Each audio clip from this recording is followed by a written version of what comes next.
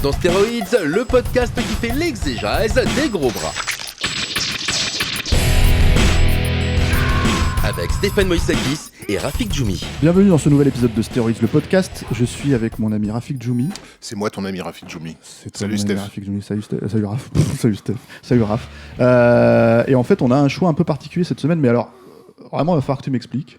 Bon, je pense que tu vas m'expliquer pendant 25 minutes. Voilà, ouais. On va faire comme ça, je vais te laisser parler. Puisque le choix, c'est Tonnerre de feu de John Badham. Oui. Qui est un film alors que moi j'aimais beaucoup quand j'étais gamin et du coup je l'ai revu et c'est quand même pas génial. Non, quoi. J'admets qu'effectivement toi avec Stéroïdes tu étais plutôt spécialisé on va dire dans l'héritage Jean-Marie Straub, Eric Romer et compagnie et que j'arrive avec un film avec un gros hélicoptère qui défonce tout dans la rue et tu te demandes un peu ce que ça fout, qu'est-ce qui se passe. Non, en fait c'est un film qui a évidemment vieilli, qui était déjà presque pas de son époque à l'époque où il est sorti, mais qui correspond à ce qui était une façon de faire en fait le cinéma d'action, on va dire fin des années 70, ouais. Début des années 80, et puis sur l'occasion de parler de John Badham, qui est un de ces noms récurrents en fait du cinéma d'action de ces années-là, quoi. Oui, alors c'est clairement en fait, moi je m'en souviens d'un cinéaste en fait qui a été vachement défendu par Starfix dans les années 80. En pas tout vraiment, cas avec ouais. Tonnerre de feu. Alors c'était assez apprécié chez eux. Ça allait, c'était pas un pétage, un pétage de câble. John Badaboom Badham. Badham Boom, ouais, tout à fait. Non, mais c'était John Landis, John Badham, ils ont jamais été dupes de leurs limites. Landis, c'est différent parce que je crois même que Gans, il avait carrément détesté. Oui, Série noire pour une nuit blanche. Ouais. Voilà. Mais non, Badham, il est considéré comme un faiseur. Hein. Ils étaient, voilà, dans les mêmes numéros. Pas moi, Walter Hill ou d'autres étaient certainement plus estimés qu'un John Badham. Peter Hyams était plus estimé que John Badham. Mais bon, non, c'est quelqu'un d'assez intéressant, je pense. Comment dire, parce que il semblait pas se spécialiser dans un genre donné. Enfin, c'est un type qui a été révélé quand même par un film qui est déjà une anomalie, qui est un film social qui en même temps est le produit le plus disco de tous les temps, qui est La fièvre du samedi soir, qui est enfin une anomalie, mais une anomalie dans l'air du temps quand c'est sorti. Exactement, mais qui aujourd'hui, quand les gens le découvrent, ceux qui ne le connaissent que de réputation, comprennent pas ce qu'ils sont en train de mater. Moi, j'ai eu des discussions il n'y a pas très longtemps avec des parents qui nous montraient à leurs gamins, parce qu'ils n'avaient jamais vu le film. Non, parce qu'ils voulaient montrer un film où il y a un mec qui danse, quoi. Mais ils s'attendaient pas à ce qu'il y ait autant de noirceur dans le film. Ouais. Bref. Mais donc oui, ça correspond à l'ère du temps, mais c'est voilà, Badham en plus c'est pas quelqu'un qui se destinait à la mise en scène, c'est un mec qui a toujours voulu être acteur. Il vient d'une famille en plus d'acteurs. Sa sœur Marie, elle jouait la petite fille dans du Silence et des ombres là de Mulligan. Voilà, sa mère donc est une comédienne aussi. Bon, et donc il se destinait à ça, sauf qu'en fait il a très vite compris qu'il était pas bon en tant que comédien, et du coup il s'est plus concentré sur la réalisation, et il a intégré le studio Universal à l'époque, et il s'est retrouvé à bosser au service courrier en fait, parce qu'à l'époque c'était encore comme ça que ça marchait, quand on te donnait pas une caméra, il fallait mériter ta place, et donc tu passais par le service courrier, c'était voilà, et il s'est retrouvé avec Walter Hill en fait, ils étaient tous les deux au service courrier, et peu à peu on leur a fait confiance, ils ont commencé parce qu'en fait quand tu es au courrier et que tu donnes les lettres à chacun, tu comprends au fur et à mesure à quoi sert chaque département, si tu veux. Et tu connais du coup les noms des gens. Et peu à peu, tu peux devenir assistant d'un tel et monter en grade. Bon, bref. Et donc, il est devenu réalisateur de séries de séries télé. Donc, il en a fait un paxon. Je crois qu'il était sur Night Gallery, il me semble, la série de Rod Serling, où Spielberg avait aussi fait un épisode. Je ne veux pas dire de bêtises. Je crois qu'il a dû faire des Charlie's Angels. Je sais plus. C'était peut-être un peu après ça. Il est quand même après très vite devenu un cinéaste de cinéma pur et dur, et même un réalisateur de studio. Oui, bien sûr. Surtout, encore une fois, avec le carton international de La fièvre du samedi soir. Du samedi soir, qui l'a complètement propulsé. Mais par contre, le film le film, le projet Blue Thunder, il n'est pas du tout dessus. C'est vraiment un projet qui est arrivé tardivement entre ses mains. C'est un truc qui a été monté au départ par Dan O'Bannon. C'était au lendemain, à peu près à l'époque de la sortie du film Alien, où O'Bannon était enfin un petit peu tranquillisé par rapport, parce que Dan O'Bannon, c'est un mec qui était passé par des des strates de vie assez compliquées, hein, qui a été interné en France et tout ça. Bon, c'est une histoire un peu longue, mais bon, le succès d'Alien l'a un petit peu calmé, du genre je suis pas une sous-merde destinée à mourir, ça c'est cool.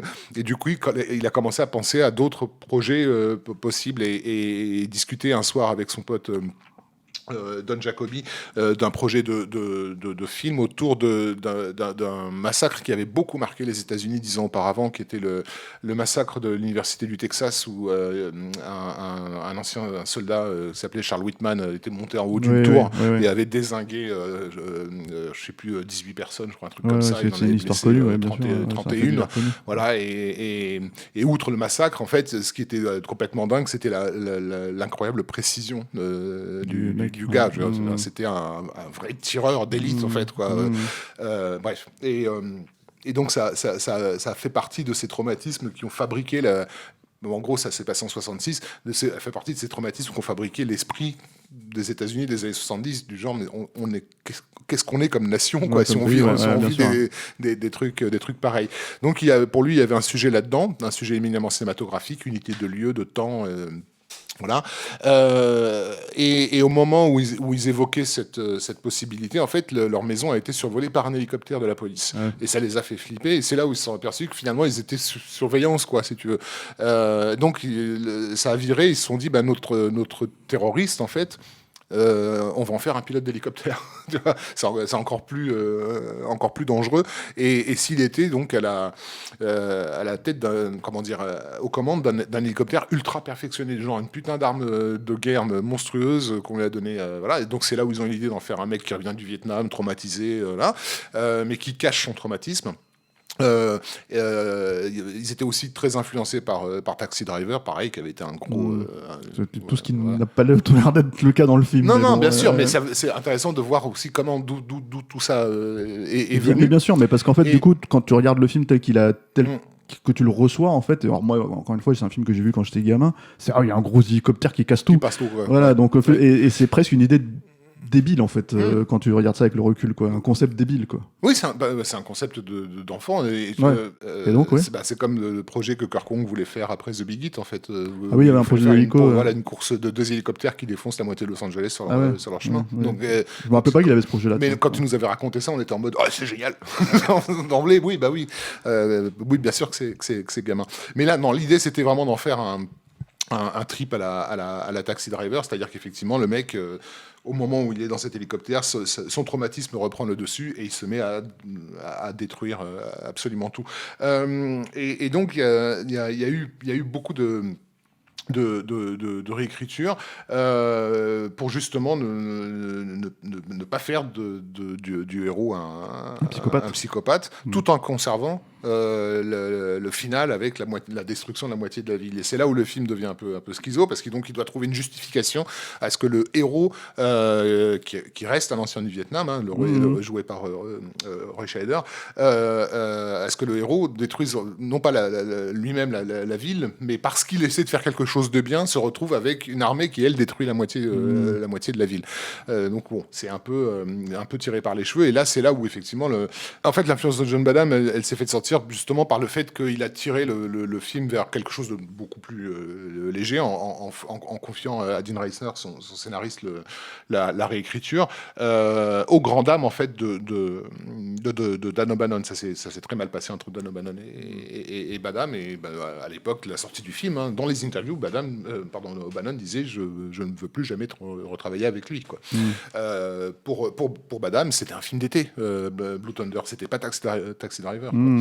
Donc voilà, donc on peut peut-être vaguement rappeler quand même le pitch. Donc c'est Murphy, un flic de Los Angeles, qui est un ancien pilote d'hélicoptère de la guerre du Vietnam, qui a, comme beaucoup de ces personnages-là, un traumatisme récurrent, qui est ce jeune homme, ce jeune homme qui a été jeté dans le vide, qui donc travaille à la surveillance des rues de Los Angeles avec un hélico, et qui en gros fait une connerie avec son collègue qui est joué par celui qui était Daniel Stern. Pardon ? Daniel Stern. Daniel Stern, qui débutait à l'époque. Voilà, on va dire ils sont troublés dans leur ils s'intéressent pas à la bonne chose, et en gros il y a un meurtre qui a lieu qu'ils auraient pu éviter avec leur hélicoptère, et le chef de la police, Warren Oates, le dégage en fait de ses fonctions. Et en fait, il se trouve que c'est une conspiration. Il se trouve que le meurtre est lié à une conspiration, et qu'en fait, ils vont devoir enquêter sur cette conspiration-là. Parallèlement à ça, il y a le développement, donc, pour les Jeux, parce qu'ils préparent les Jeux Olympiques à Los Angeles, et pour éviter de se refaire un nouveau Munich, donc de se prémunir de toute menace terroriste, ils ont mis en place, ils ont créé donc un engin de guerre qui est un hélicoptère incroyablement perfectionné et sophistiqué, qui permet une surveillance très très accrue. Et donc le film prend bien soin de nous expliquer tous ces éléments-là, parce que pour l'époque, c'était des éléments totalement de SF en fait pour le complètement public. Et même c'était d'ailleurs, en fait, tu l'as dit un petit peu au début, dans comment dire, la conception des films d'action de cette époque-là, avant que Stallone et Schwarzenegger arrivent vraiment sur le devant de la scène et changent complètement la donne et fassent vraiment des films musclés et musculeux, quoi. En gros, c'était un peu la façon dont les films d'action étaient pensés à l'époque aux États-Unis. C'est-à-dire que tu as en fait cet élément technologique ultra sophistiqué que tu retrouves finalement dans pas mal de films ou pas mal de séries télé. Je pense à K2000 par exemple, en fait, avec la voiture sophistiquée. Qui arrive. Non, mais bien sûr. Firefox de Clint Eastwood, où il doit voler un avion supersonique, etc., etc. Donc il y avait tout un truc comme ça où il y avait cette espèce d'élément technologique de guerre, en fait, qui se retrouvait. Il y a eu Supercopter après, mais qui était clairement inspiré par Tonnerre de Feu. Qui était en fait la façon de concevoir l'action pour les gros studios, quoi. Donc, tout à fait. Même s'il y a un élément qui aujourd'hui semblerait totalement incompréhensible pour un public né au XXIe siècle, c'est qu'en fait au XXe siècle, il y avait une notion qui a donc depuis disparu, qui était la notion de vie privée, et c'était considéré comme un droit fondamental. C'est-à-dire les gens, ils avaient le droit à ce qu'on ne sache absolument pas ce qu'ils font lorsqu'ils sont chez eux, et quelles sont leurs activités et leurs relations sexuelles, etc. Et donc quand le film nous présente la capacité de surveillance de cet hélicoptère pour le public de 1983, c'est terrifiant. Ces gens, non mais c'est pas possible, une société où on peut savoir comme ça ce qui se passe chez les gens. C'est très étrangement amené dans le film, en fait, à mon sens. C'est amené de façon assez gênante, puisqu'en fait, ils vont se mettre à espionner, à faire en gros ce que... Il y en a qui fait du yoga à poil. Tout à fait. Ouais. Mais c'était fait pour choquer le public, en fait. Oui, mais en fait, ce qui est étrange, c'est que ça arrive assez vite dans le film, c'est au bout d'un quart d'heure, 20 minutes, et en fait, tu te dis, mais en fait, c'est quoi ces deux gros voyeurs, les mecs, qui sont en train de s'exciter, bien sûr, mais c'était quand même vu comme que voilà, c'était quand même fait pour scandaliser le public. Oui, mais c'est une scène de comédie, c'est ça qui est étrange en fait. Parce que ce sont les héros qui s'y adonnent. Mais c'est important de préciser. Non, c'est un des thèmes du film, ça c'est clair. Et c'est clairement un des thèmes du film, qui était aussi dans le script lorsqu'il s'agissait encore d'un psychopathe qui pilotait l'avion, puisque O'Bannon, qui n'a jamais été avare en référence mythologique, en fait, faisait tout un lien avec la notion de justice, on va dire, telle qu'elle est pratiquée dans la mythologie nordique.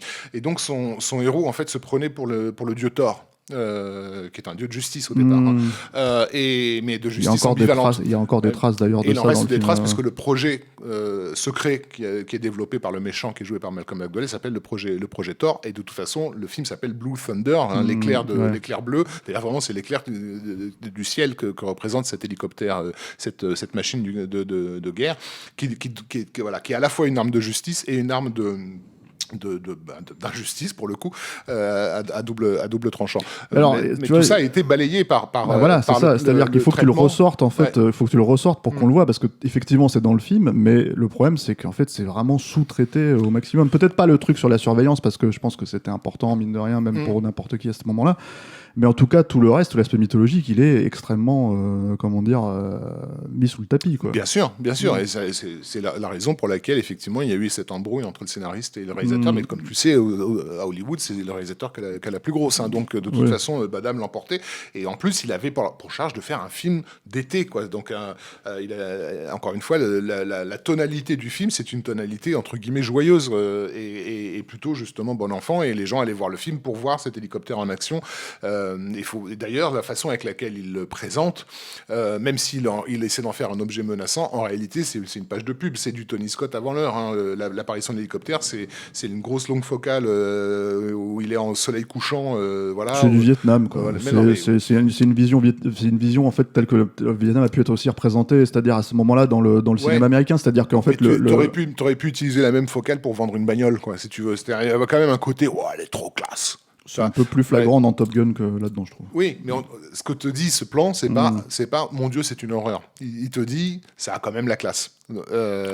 L'hélicoptère, il est présenté comme un objet classe, un jouet mais dangereux. Un jouet dangereux, mais un jouet désirable pour la population masculine qui va voir le film, quoi. Donc voilà.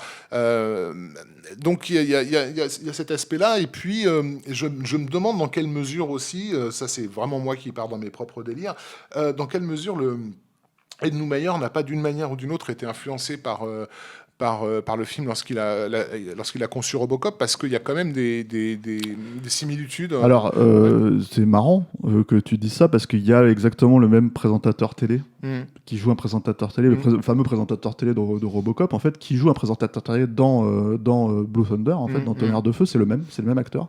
Et en fait, je pense que oui, il y a des éléments, parce que tu remplaces finalement une machine pour une autre, tu vois. Donc voilà. Après, il y a le traitement pour le coup de Verhoeven est beaucoup plus subversif. Bien sûr, mais déjà ils s'appellent tous les deux Murphy. Oui. À la limite, tous les flics du cinéma américain s'appellent Murphy, mais c'était là pour le coup vraiment, voilà. Mais en plus de ça, il y a comment dire, il y a ce rapport entre la justice et le complexe militaro-industriel en fait, qui était aussi dans Robocop, et cette idée qu'effectivement cette machine dont le flic s'est revêtu n'a pas du tout été prévue pour ce que le flic croit, en fait. Elle n'est pas là pour établir la justice, mais au contraire pour amener entre guillemets la dictature, quoi. Et pourtant il va utiliser cette armure là contre les créateurs les comploteurs, on va dire, quoi. Donc il y a beaucoup de liens, je trouve, mais c'est même, je pense, c'est là où tu te dis que en fait voilà ce que ça aurait pu devenir Robocop, en fait.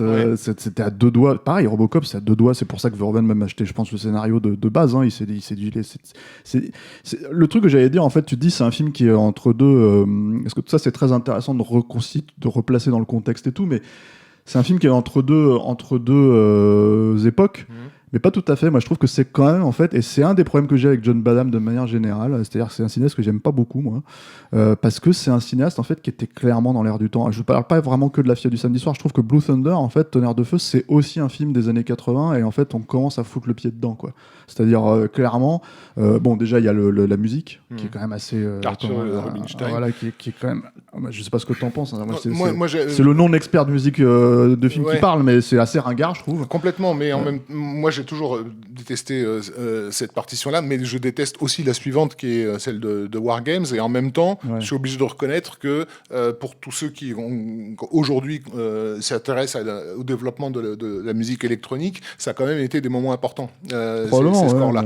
Mais moi, j'ai jamais aimé les synthés quand j'étais môme. Je trouvais toujours ça pourri. J'aimais pas la musique de Midnight Express, et j'aime pas celle de la musique de Scarface. Non, mais par contre, la musique de Scarface, je pense que c'est indissociable du film quelque part aujourd'hui, vraiment. Alors que Blue Thunder, tu pourrais vraiment mettre un vrai beau score dessus, et à mon avis, ça surélèverait un peu le niveau. Quoi. Mais comme le film mettait en scène un objet entre guillemets de SF, qui est cet hélicoptère improbable, quand même avec un casque de pilote qui permet de diriger le canon, quoi.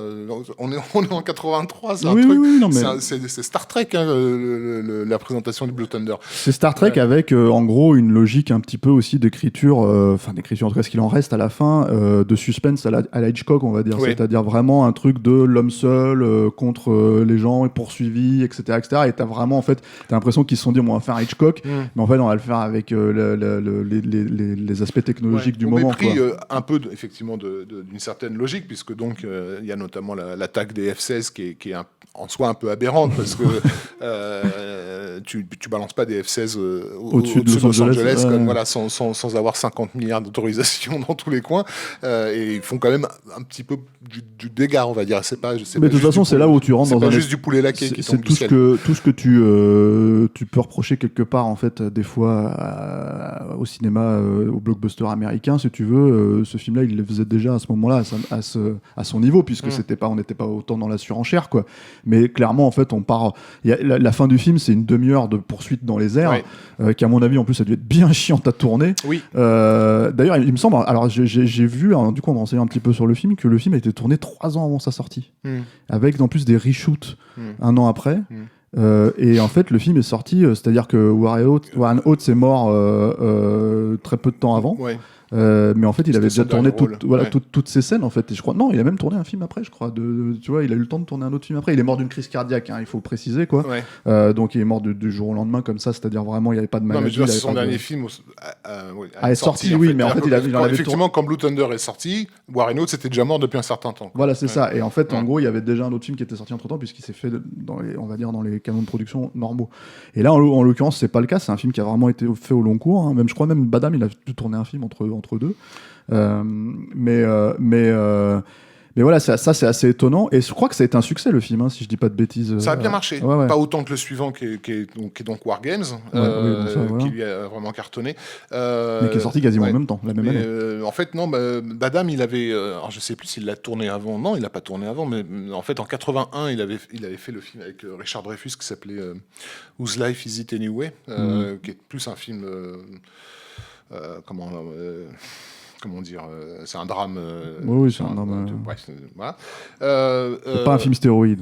Clairement pas un film stéroïde. Un film d'acteur, on va dire. Mais c'est aussi un mec qui était apprécié par les comédiens, parce que comme lui-même était un acteur refoulé, il avait tendance à plutôt s'intéresser à eux, et il y a Malcolm McDowell, c'est pas le dernier des comédiens. Warren Oates, c'était pas juste un roublard. Et Candy Clark aussi, qui joue la femme. La femme de Murphy, moi je la trouve plutôt bien dirigée dans le film. En plus, elle a une poursuite en bagnole qui est plutôt on va dire sympathique. Ouais, moi on en parlait un petit peu, je sais que ça t'avait un petit peu choqué là, quand on avait parlé un peu de Peter Hyams à l'époque, quand on a fait l'épisode sur la nuit des juges, mais pour moi c'est encore un cran en dessous, John Badham. J'ai vraiment beaucoup, c'est un cinéaste avec lequel j'ai beaucoup de mal, parce que c'est quelqu'un en fait finalement je trouve de hyper passe-partout, et en même temps, je dis ça, et en même temps en fait tu le reconnais en fait, ces films, et généralement c'est pas une bonne chose en fait. Je vais peut-être être un peu méchant vraiment pour le coup pour Badham, parce que je vais citer quelqu'un qui est encore en dessous à mes yeux, et pour moi c'est un peu le Brett Ratner des années 80, quoi. Oh non. Ah si, mais en fait alors après à chacun son époque, j'ai envie de dire. Mais non, là je suis pas d'accord. Tonnerre de feu, c'est un film qui te donne grosso merdo ce que tu es venu chercher. En tout cas, quand tu t'es bouffé la bande-annonce, le marketing, on t'a promis une histoire de flic, un hélicoptère qui se fait poursuivre et qui détruit la ville. T'as bien mesuré ce que ça aurait pu être, en fait, en parlant de l'implication de Dan O'Bannon et ce que ça aurait pu donner, si tu veux. Ouais, mais voilà, O'Bannon, il aurait fait Taxi Driver sous stéroïde, donc c'est encore autre chose. Moi, je prends. Moi, je prends. Je veux bien. Mais non, enfin, moi, j'ai découvert le film en pré-puberté, et il correspondait. Mais moi aussi. Il a pas du tout dépassé mes attentes, on est d'accord, mais what you see is what you get, en fait. Je vais être très clair sur un truc. J'ai des tripes. Alors, je sais pas si on peut considérer ça automatiquement comme de la nostalgie. Parce que je pense que c'est des films qui ont des qualités, alors après lesquelles, tu vois, c'est à vous de débattre, mais moi j'ai encore des tripes sur Cobra ou sur Rambo 2, qui sont des films que j'ai découverts quand j'étais gamin. Blue Thunder, c'est un film, j'ai épuisé la cassette. C'est-à-dire Tonnerre de feu, c'est un film que j'ai dû regarder 10 fois quand j'étais gamin, et en le revoyant aujourd'hui, c'était une plaie, quoi. C'est-à-dire vraiment, j'ai trouvé que c'était un très mauvais film, quoi. Et c'est ça qui est, c'est ce qui m'a plus étonné, parce que je me suis dit, je vais quand même avoir un trip un peu nostalgique sur le film, et en fait pas du tout. C'est vraiment, j'ai trouvé ça vraiment, voilà. Je me rappelle d'un truc en fait qui m'avait marqué quand j'étais gamin. J'aimais bien, alors ça va peut-être te faire rire, mais j'aimais bien le perso de Daniel Stern. Moi, je l'ai vraiment remarqué là. Et je le trouvais attachant, en fait, ce personnage-là, et c'est quasiment le seul que je trouve attachant dans le film, parce que c'est un mec, tout le monde le regarde de haut, c'est un geek, quoi, avant l'heure, hein, un proto-geek, en fait, tel qu'on n'en montrait pas forcément à l'époque dans le cinéma américain. Et j'avais trouvé, en fait, je spoil, hein, je suis désolé, sa mort hyper injuste, en fait, quand j'étais gamin, et encore aujourd'hui, je la trouve hyper injuste, en fait. Et c'est le seul personnage, je trouve... limite humain. Après, on peut apprécier Warren Oates pour des raisons, voilà, mais... Moi, il y a un aspect du film que j'apprécie, qui est la photo, en fait, de John Alonzo, qui à la même époque donc bosse sur Scarface, parce que elle a contribué, en fait, il y a beaucoup de séquences de nuit, et des séquences de nuit tournées en hélicoptère, où tu dois voir la ville, et ça n'a l'air de rien, mais à l'époque, c'était très très très difficile d'avoir et c'est vrai que ça fonctionne bien, d'avoir une pellicule suffisamment sensible pour pouvoir capter les lumières dans les appartements, en fait. Sur le premier Superman, il s'était vraiment pris la tête pour avoir les plans de New York de nuit lisibles, en fait. Et je crois que ça avait été tourné en 70 mm carrément pour pouvoir être rétroprojeté après et tout. Mais sur Blue Thunder, ils ont carrément, je crois que c'était avec Kodak, développé une pellicule spéciale. Voilà. Après, je vais pas rentrer dans les détails techniques, mais quand tu découvrais le film en salle, en fait, tu voyais pas dans les autres films américains la ville la nuit de cette façon-là. Bleu. Il y a un petit côté bleuté, c'est-à-dire qu'en fait il y a bleu noir et en fait et en même temps assez détaillé, c'est-à-dire c'était pas abstrait comme image, quoi. Non, mais ce que je veux dire par là, c'est que c'est aussi une façon de faire, en fait, pas mal dans les années 80 et début des années 90, où la nuit, alors j'allais dire la nuit américaine, mais la nuit aux États-Unis, je veux dire plutôt, parce que la nuit américaine c'est un terme qui a rien à voir, mais en fait la nuit, en fait, comme ça, était vraiment de citadines, des villes étaient vraiment retranscrites de cette manière, et ce qui n'est plus le cas du tout aujourd'hui. Si on fait attention à la façon dont la nuit elle est retranscrite aujourd'hui, il y a beaucoup de tungstène avec les lumières, etc. Et c'est très jaune, alors qu'en fait, alors qu'à l'époque c'était vraiment bleuté noir, en fait, voilà, et je trouve beaucoup plus subtil. Voilà. Donc effectivement, oui, le clou du spectacle, ça reste la grosse poursuite finale, avec l'air de rien du travail, mais du travail de cascadeur aussi. Clairement, parce que toute la partie où les hélicos passent sous les ponts de Los Angeles et tout ça, la GTA, voilà, ils l'ont vraiment fait. Mêlé aussi à du boulot de maquette, qui dans certains plans est visible et dans d'autres n'est pas du tout. Alors quand il s'agit des F-16, c'est du blue screen et tout, donc ça se sent. Bien sûr. Mais il y a aussi des plans. C'est pas le pire, hein. Ça va encore. Hein. Il y a aussi des plans en perspective forcée qui eux passent très bien, je pense, voilà, selon les standards actuels. Et puis ce côté post-westernien, enfin l'espèce de duel Malcolm McDowell Murphy, qui est con mais rigolo, quoi. Ah, il est même complètement con. Puis en plus il y a cette phrase que tu retiens. Non, mais c'est cette phrase que tu retiens là. Je me rappelle, c'était en français. Touch Story, catch you later là. Ouais. Mais après le truc, c'est que à tout. Alors moi vraiment, je te dis, la redécouverte du film, ça a été vraiment une descente complète. Mais je m'y attendais en même temps, parce que voilà, encore une fois, Badam, j'ai pas vraiment de souvenirs de films à part celui-là. J'avais pas vraiment de souvenirs de films qui me plaisent. Mais par contre, en fait, le plan final est chouette. J'ai toujours trouvé, j'aime bien, en fait, cette espèce de truc, parce que je trouve que pour le coup, alors c'était peut-être sur papier, je sais pas comment c'était, voilà, mais cette espèce de truc où il détruit l'objet, et en fait tu le vois, enfin là c'est un cool guys, tu vois, don't look at explosions. Voilà, c'est clairement ça, hein, il marche avec le Blue Thunder qui explose derrière, qui se fait écraser par un train, explosé par un train, mais en fait il y a un côté, je trouve en fait on ressent bien l'aspect conspi, en fait, qui ressort du truc, et qui... Ah, mais parce que c'est un film totalement conspirationniste, déjà parce qu'il parle de choses qui n'existent pas, enfin je veux dire, la surveillance... Oui, à l'époque, clairement, c'était... Tout ça, c'est des inventions du cinéma, en fait. Bref, non, mais je pense qu'à l'époque, je pense que la génération Google, Twitter, Facebook, elle peut pas comprendre un film comme Tonnerre de feu. Et encore une fois, cette idée que pour les gens, à l'époque, c'était absolument criminel de violer la vie privée, en fait, des individus. Le discours existe. Après, le discours, il existe toujours aujourd'hui, hein, le questionnement sur ça. Mais par contre, c'est vrai que l'acceptation de certaines choses, c'est encore autre chose, quoi. Là, pour le coup, la société a vraiment changé. Quant à ce plan final, il est quelque part entre guillemets désespéré, puisque son geste ne sert absolument à rien, et c'est pour ça qu'ils avaient bien pris soin de mettre un numéro 2 en fait sur l'hélico, pour nous faire comprendre qu'il y a déjà un modèle qui existe et qu'il y en aura de toute façon d'autres qui vont être faits, quoi. C'est juste un last act of defiance. Oui, mais c'est ça qui fonctionne, je trouve. En fait, pour le coup, il le retranscrit plutôt bien. C'est ça que tu vois. Parce qu'il faut quand même reconnaître que les persos ils sont un peu étranges dans ce film. Tu sais jamais trop sur quelle, par exemple, la relation qu'il a avec sa femme. Tu comprends pas. Ils sont séparés, mais ils sont pas séparés, mais en fait ils sont ensemble. Mais en fait, tu vois, c'est super space en fait comme truc. Et en fait, il y a pas une scène où tu dis ah bah ça y est, ça reprend. Donc en fait, on est plus ou moins clair sur la situation. Non pas, en fait. Non pas que j'ai pas l'impression que la subtilité me soit passée au-dessus, hein, c'est juste que j'ai l'impression que c'est mal foutu, quoi. C'est mal raconté, c'est ça que je veux dire, quoi. Et en fait, t'as pas mal de trucs dans le relationnel, à part Malcolm McDowell, où, pour le coup, c'est vraiment un perso plus caricatural, tu meurs quand même, quoi. C'est-à-dire que c'est vraiment le méchant, british, tu vois, qui se retrouve au Vietnam, c'est pas pourquoi, mais qui vont, comment dire, jettent des mecs par-dessus les hélicos, alors on a absolument rien à foutre de ce qu'on peut penser de lui, ou même en fait d'avoir une morale quelconque vis-à-vis de ça. Enfin, c'est vraiment le perso le plus bateau, et heureusement que c'est Malcolm McDowell qui joue le rôle quelque part pour avoir un petit côté un peu de subtilité, on va dire, un peu de fond, un peu de charme, on va dire, en tout cas au personnage, quoi. Donc voilà, je pense qu'on a fait le tour, non, oui, je pense qu'on a fait le tour. Voilà. Et en plus, on n'est pas tout à fait d'accord sur le film, donc voilà. En tout cas, moi, je l'ai revu sur Netflix. Ouais. Au moment où on va publier, je ne sais pas s'il sera toujours disponible. En tout cas, si vous voulez le revoir, c'est là. Tu m'as presque donné envie de le revoir, alors que je viens de le voir, si tu veux, quand tu m'as expliqué tout ce truc sur Dan O'Bannon au début. C'est vrai, ce que tu dis, c'est quelque chose qui est en sous-texte dans le film, quoi. Mais malheureusement, en fait, je trouve que le traitement est vraiment par-dessus. Trop léger, beaucoup trop léger pour toi. Voilà, non, mais même pour et puis ringard, quoi. Je trouve qu'il y a un côté ringard dans le film qui est. Écoute, moi, je pense que c'est un film qui à l'époque a rempli sa fonction, qui encore une fois été condamné à vieillir très vite. Je pense que comme tous les films de Banham. Non, mais voilà, mais dès 1984, il était démodé. Mais heureusement, il a fait War Games, donc hop. Esthétiquement, thématiquement, etc. Mais moi, je pense que pour les gens qui veulent un petit peu se replonger simplement dans l'état d'esprit de cette époque-là, c'est un bon film d'action. Un bon film d'action à la con. Et short-circuit, on en pense quoi? Non, on va s'arrêter là. Merci Raph. Merci Steph.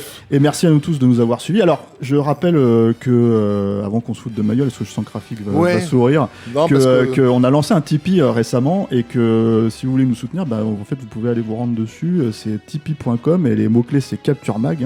Voilà. On regarde pas comme ça, Rafik. Non, parce que Tipeee, ça s'écrit... T-I-P-E-E-E. Donc il y a 3 E, c'est ça. T-I-P-E-E-E. Mais je pense que Google fera le reste. .com. C'est ça. Fera le reste. .com. Voilà. Et slash ta mère. Voilà, slash tout, Stop. Capture le mag ou Capture Mag? Capture Mag, je pense. Ouais. Je sais pas, j'ai pas regardé, je la connais pas par cœur l'adresse. Et donc les gens peuvent aller là-dessus pour en fait aider Capture Mag, c'est ça? À donner des sous. Et donner des sous. Envoyer des sous. Ouais, pour qu'on arrête de parler de Blue Thunder et qu'on parle de vrai cinéma. Voilà. Et enfin voilà, laisse-moi faire mon truc, la petite règle, j'aime pas faire ça en plus. Sinon, en fait, moi je vous retrouve, vous pouvez nous retrouver sur nos réseaux sociaux habituels. Alors Instagram, t'as pas Instagram là-dessus, t'as Instagram. Non, j'ai pas Instagram. Twitter, Facebook. Vous pouvez nous suivre vous pouvez nous écouter sur YouTube, sur SoundCloud. On est absolument sur tout ce qui se fait quasiment en fait en flux audio, quoi. Ouais. Voilà. Et moi je vous dis à la semaine prochaine avec, j'espère, un meilleur film. Mais arrête, c'est bien, Blue Thunder. À la semaine prochaine.